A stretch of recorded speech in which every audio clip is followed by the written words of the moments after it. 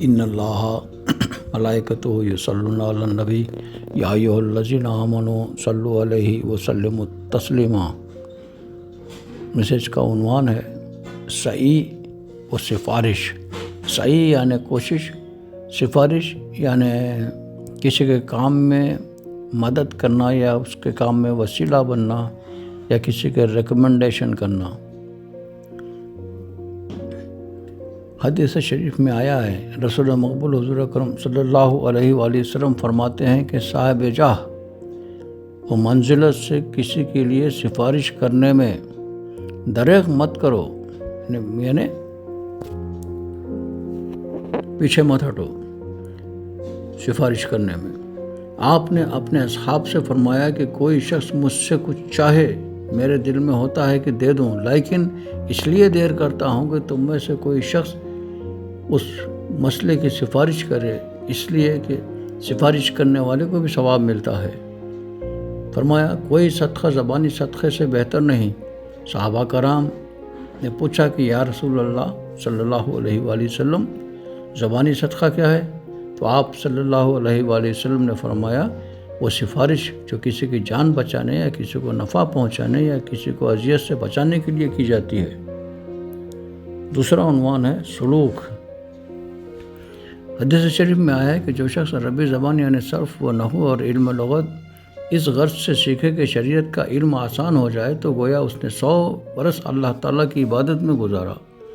راہ سلوک میں ایک قدم چلنا 1,00,000 قدم سے جو روئے زمین کی سیاحت میں چلیں بہتر ہے۔ حضرت مجدد الفسانی رحمۃ اللہ علیہ فرماتے ہیں کہ ارباب اہل ولایت کا کمال یہ ہے کہ بندہ بندہ ہی ہے، رب رب ہی ہے کا ظہور ہونے لگے۔ صحابہ کرام، تابعین، تبع تابعین رضوان اللہ تعالیٰ علیہم اجمعین کی یہی نسبت تھی۔ صفائی قلب کا علاج 5 امور میں ہے۔ تدبر یعنی معنی سمجھ کر قرآن پڑھنا، پیٹ کو حتی الامکان خالی رکھنا، حلق تک نہیں کھانا، راتوں میں قیام نماز کرنا، راتوں میں قیام کرنا یعنی نماز کا اہتمام کرنا، سحر کے وقت دربار خداوندی میں خلوص دل سے آہوازاری کرنا، صالحین کی صحبت میں بیٹھنا، بڑی اہم بات ہے، صالحین کی صحبت میں بیٹھنا۔ بندے کو اللہ تعالیٰ سے اسی قدر قرب ہوگا جس قدر اس کو دنیا سے دوری ہوگی۔ دنیا سے دور رہنا لازم ہے، دنیا اسی قدر جس قدر ضروری ہے۔ سالک کے لیے 3 چیزیں نہایت ضروری ہیں۔ فاقے کے بعد ہی کھانا کھائیں، جب تک نیند کا خوب غلبہ نہ ہو نہ سوئیں، شدید ضرورت پر ہی بات کریں۔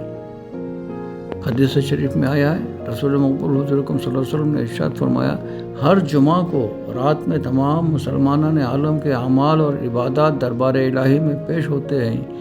جو شخص رشتہ داروں سے بدسلوکی کرے اس کا کوئی عمل قابل قبول نہیں ہوتا۔ اگلا عنوان ہے سلام۔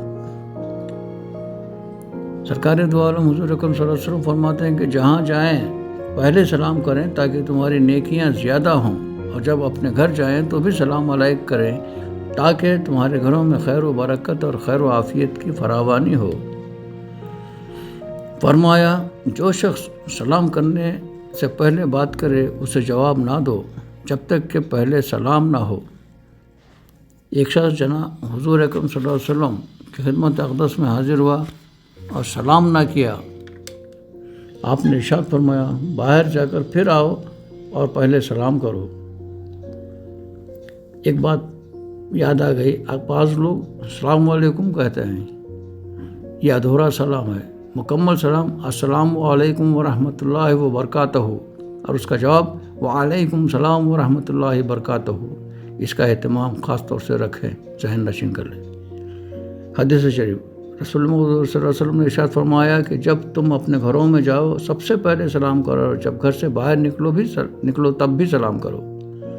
اور فرمایا جب 2 مسلمان باہم مصافحہ کرتے ہیں تو 70 رحمتیں ان میں تقسیم کی جاتی ہیں، ان میں سے انہیں 70 رحمتیں اس کا حصہ ہیں جو ان دونوں میں زیادہ خوشی کا اظہار کرے، اور جب 2 مسلمان باہم سلام کرتے ہیں تو 100 رحمتیں ان میں بڑھتی ہیں، 90 رحمتیں اس کا حصہ ہیں جو سلام میں پیش قدمی کرتا ہے، اور 10 رحمتیں اس کا حصہ ہیں جو جواب دیتا ہے بعد میں۔ بزرگان دین کے ہاتھ کو بوسہ دینا بھی سنت ہے، عوام کے ہاتھ کو نہیں۔ لیکن آج الٹا ہو گیا ہے، ظاہر پرستوں کی تعظیم کی جاتی ہے اور اللہ والوں سے دور کر رہے ہیں۔ اللہ ان کو توفیق عطا کرے۔ ان اللہ ملائکتہ یصلون علی النبی یا ایھا الذین آمنوا صلوا علیہ وسلموا تسلیما۔